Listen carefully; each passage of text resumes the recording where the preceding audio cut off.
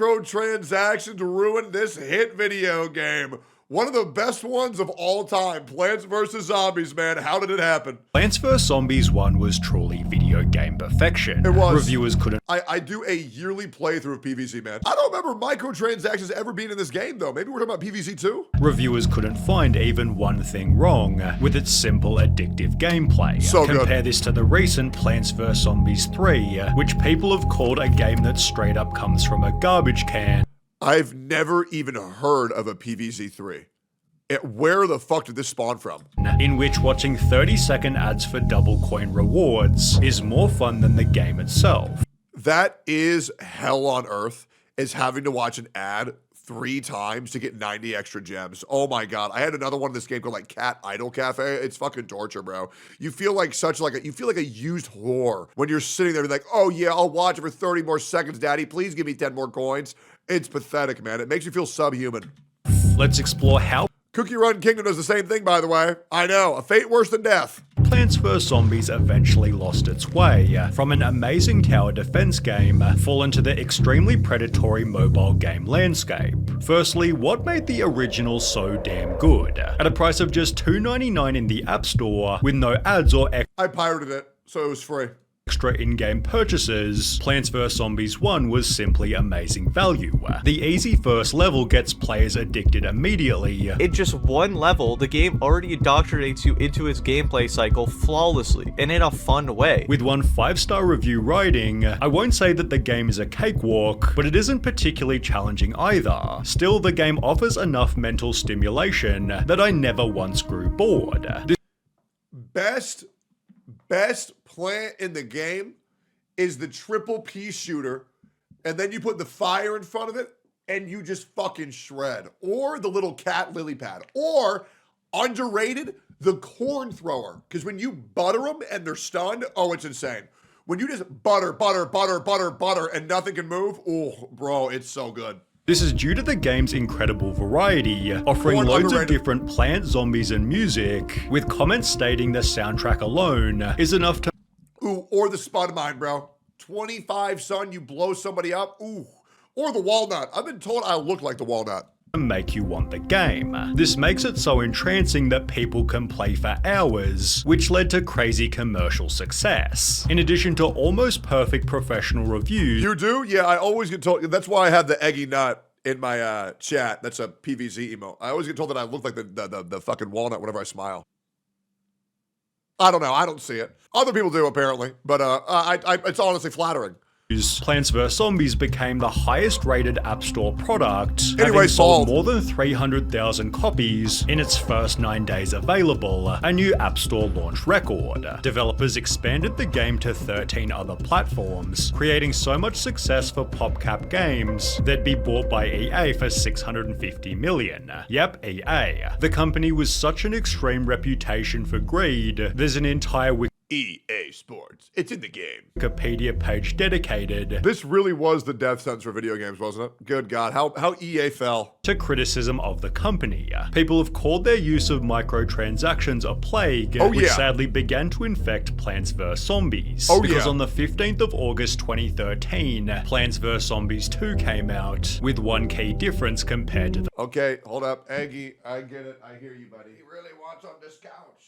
Yeah, he really wanted that, man. I had to let him in real quick. All right, we're back.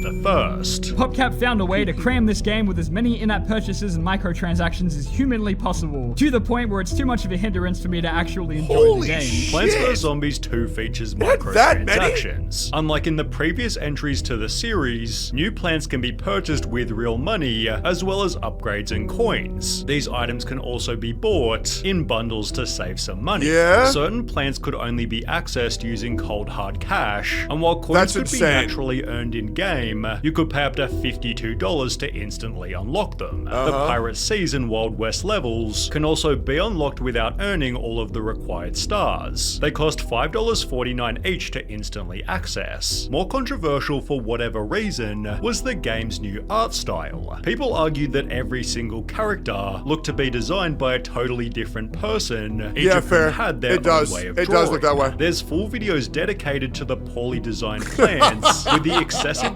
discussion about this flaw being a meme within the community. This was because they'd hired a whole new team of designers and under suspicious circumstances fired George Fan, who designed PvZ1 all by himself. Well, why would you do an that? article later confirmed Why EA would you do fired that? Plants vs. Zombies creator for refusing microtransactions in sequel, explaining that George had lost his job as he didn't agree with the pay-to-win model. He'd partially confirmed this by tweeting, regarding recent rumors, it is true I was laid off by EA/PopCap, and also true that I was against making PvZ2 a freemium game. That's all I'll say on the matter for now. Sure do miss paying for a game once, and unlocking cool things by actually, you know, playing that game. You and me both, man. These elements led to True. videos claiming Base Plants George. vs. Zombies 1 is better than Plants vs. Zombies 2, Absolutely. but that's not to say that the second game was awful. You could go play Plants vs. Zombies 1 right now for pretty much $0 and have one of the best times in gaming you'll ever have. It's so simple, it's so goofy, it's so fun. And you can beat the whole thing in like 8 hours. It's awesome. It featured so many different plants it's hard to even count them, and offered 312 levels compared to just 50 in PvZ1. These PvZ2 levels were each set at varying levels of difficulty, better serving a wider range of players. The second game therefore also received amazing feedback, Wow. with critics stating the game is just as enjoyable without spending a dime. Maybe I should play PvZ2. Okay, I didn't know that it was that good. Okay, that's awesome. And that you'll only need to pay if you're exceptionally impatient or just not very good at these kind of games. Okay, I love that. The See, that's what I love in video games where it's like, you could pay, but if you're good, you don't have to. microtransaction model also meant the game was totally free, leading to 25 million downloads in the first 2 Damn! weeks, more than PvZ1 had achieved in 4 years. Okay. In fact, according to Hey I'm Jay, for every dollar the original was making, PvZ2 made 26,000. Oh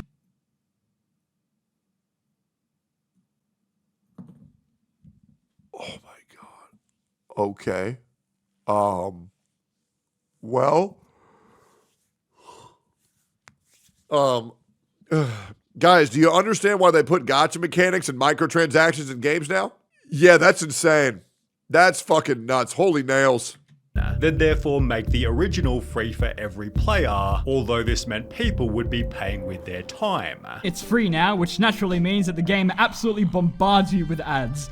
God, I love mobile games. There are ads before and after levels now, and even during, where the game tries to distract you as much as possible to watch a video for an extra item. Before every level you have to watch an unskippable ad, then sit there prompted to download What? what you watched. At the end of every level, you're forced to briefly play a different mobile game, with the hope that you'll download it later. Fuck that, Items there's can no be earned way. by watching further ads, which are even served to those who initially paid for the game. You could say it's even more annoying than the microtransaction model, which was earning so much money for PvZ2 that start to build Plants vs. Zombies 3. In the meantime, developers took a detour and put out Plants vs. Zombies Garden Warfare. This third-person shooter was certainly different, I heard this game was awesome, but I never played it. but extremely well received, achieving consistent reviews of 7 out of 10 or higher. Okay. Garden Yeah. Warfare was surprisingly amazing. I remember spending definitely over 500 hours grinding It's it as amazing. a kid. They'd therefore Fuck, maybe I released need to play Garden it. Warfare 2, which was It looks even cool. more successful than the first, confirming the third-person shooter style was perfect for the series. So when they'd announced what was basically Garden Warfare 3, developers likely expected another successful title. Yeah, It was called yeah, Plants vs. Zombies Battle for Neighborville, which featured an epic trailer in 2019, I also never heard of gaining this. over 15 million views from super excited fans. Damn! But with people eventually stating, This whole trailer was fantastic and I love it. Too bad I love the trailer more than the game. the game was a total flop. Plants vs. Zombies Battle for Neighborville is one of the worst games you've never heard Damn. of. Extensive posts like this called it a Every complete and Genshin utter Impact disaster update in in a almost nutshell. every way, and one of, if Damn, not the damn, worst damn. multiplayer game I have played in 2019. It Jesus. referenced problems such as bugs and graphical errors, textures and map design are Maybe it's not absolutely Plants vs. horrible, Zombies, whilst maybe the it's Bugs characters all vs. control Zombies. awfully and feel very unenergetic, since the sound design is absolutely garbage. Then, of course, there were the microtransactions. These Fuck need to that. be unlocked, and the way you unlock these characters is through a specific challenge called giving EA $30. But the game already costs $30. Man, if that ain't Honkai Star, I don't know what it is.